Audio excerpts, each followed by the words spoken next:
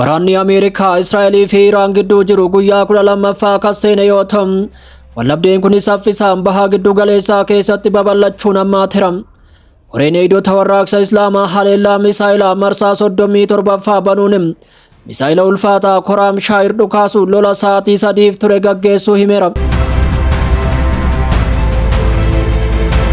Iraan erga waraanni kuni gurraandhala 28 jalqabe namoonni nagaa 1,300 ol ajjeefamuuf bakkeewwan nagaa 10,000tti dhiyaatan boombiin rukutamuu dubbatteetti.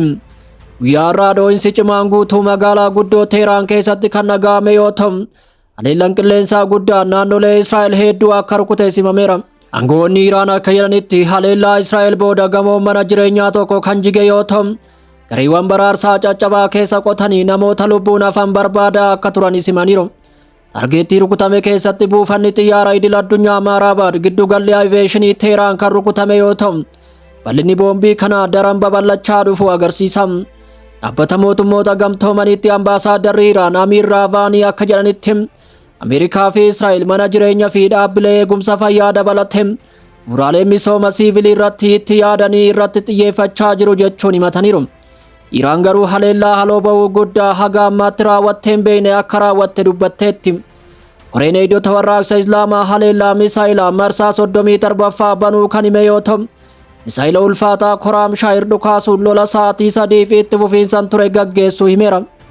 Misaayilonni kunneen Teel Aviv, Haifaa fi Yerusaalem dabalatee magaalota Israa'el hedduu irratti kan xiyyeeffatan yoo ta'u, buufataalee waraanaa Ameerikaa guutuu naannichaa keessatti argaman kanneen akka Irbil, Maanaama fi Baareen irratti haleellaa raawwataniiru.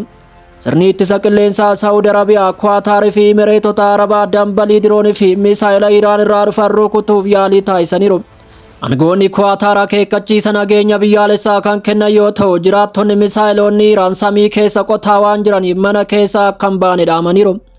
Gama biraatiin ammoo Baareen keessatti dhoo'insi sagalee guddaa qabu bakka hedduutti gabaafameera. Lolli kun gabaa addunyaa jeequs kan itti fufe yoo ta'u, warshaalee qulqulleessituu addunyaa gurguddoo keessaa tokko kan ta'e dhaabbanni Raawus UAE keessatti argamu haleellaa diroonii Iraaniin erga rukutamee booda yeroof hojii dhaabeera. Dooniiwwan karaa Strait of Hormuz keessa socho'anis rukutamuun himameera. Rakkoo kanatti dabaluun dhaabbanni fayyaa addunyaa haleellaan boombii kuusaa boba'aa erga rukutee booda Iraan keessatti roobni gurraachi roobuu akka danda'u akeekkachiiseera. Aarri furdaan dhaabbilee boba'aa irraa ka'u duumessa roobaa waliin makamuun sodaa rooba summii faalamaa balaafamaa qabate uumeera. Kana waliin dhiibba siyaasaa Ameerikaa keessatti guddachaa dhufeera. Seera baastonni Waashingten waa'ee kaayyoo waraana kanaa uummataaf ibsi akka godhamu gaafateera. Yeroo miidhaan Ameerikaa irra ga'u dabalaa dhufee fi haleellaan siivilii qorannoo jala jirutti tarsiimoo bulchiinsa Tiraamp gaafii guddaa keessa galcheera. Tasgabbii dippiloomaasiif waamichi godhamus wallabdeen kun hammaataa kan jiru yoo ta'u, hooggantoonni naannichaa bahii giddu galeessaa gara waraana baay'ee bal'aa ta'etti siquu akka danda'us akeekkachiisaniiru.